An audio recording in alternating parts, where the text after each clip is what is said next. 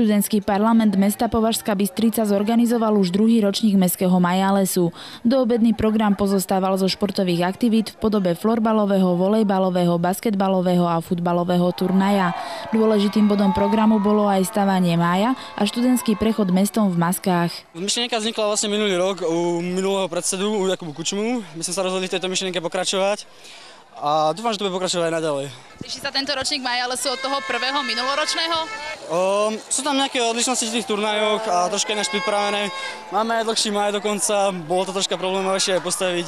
Nakoniec sme to zvládli, čo som docela rád aj chalanom a hlavne chcem poďakovať aj Gimplákom, ktorí to pekne pripravili. Hlavným našim cieľom tejto akcie bolo podporiť spoluprácu stredných škôl v Považskej Bystrici a študentov na nich študujúcich.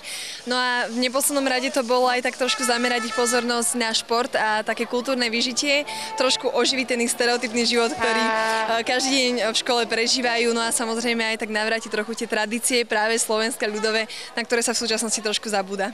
Uvítali študenti takúto akciu?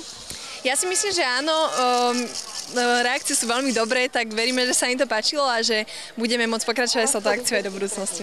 Majales v režii študentského parlamentu hodnotí pozitívne vedenie mesta aj riaditelia stredných škôl. Nás vedenie mesta teší, že študenti sú tu aktívni a vidno z nich veľa radostí a prišli už nabudení majstrovstvami sveta a ja sa teším s nimi. Mi sa to mimoriadne páči. Jednak preto, čo som povedala pri otvorení, že ten návrat k tradíciám a k koreňom považujem za mimoriadne dôležitý.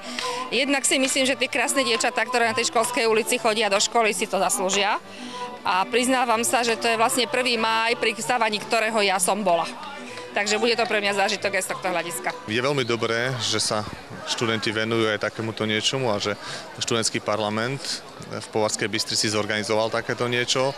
Ukazujú tým žiaci jednoznačne, že vedia svoj voľný čas venovať aj príprave takémuto niečomu a je to tradícia. Na Slovensku to má hlboké korene, takže je dobré, že sa vracajú k nejakým takýmto starším veciam. Okrem zo pár pedagógov pomáhal študentom so stávaním mája aj viceprimátor mesta, ktorého neodradil ani fakt, že sa im maj podarilo postaviť až na 3. pokus. Niektoré veci sú v živote ťažké a niektoré veci idú na prvý krát a tu bol príklad, že pokiaľ je niečo náročné a my sa nevzdávame, tak to dosiahneme a vyhráme na konci. Po úspešnom postavení mája medzi gymnáziom a obchodnou akadémiou sa študenti predviedli v zaujímavých maskách. V závere Majalesu bol pripravený aj kultúrny program, v rámci ktorého pred kinom Mier predviedli viacerí študenti svoj spevácky či tanečný talent.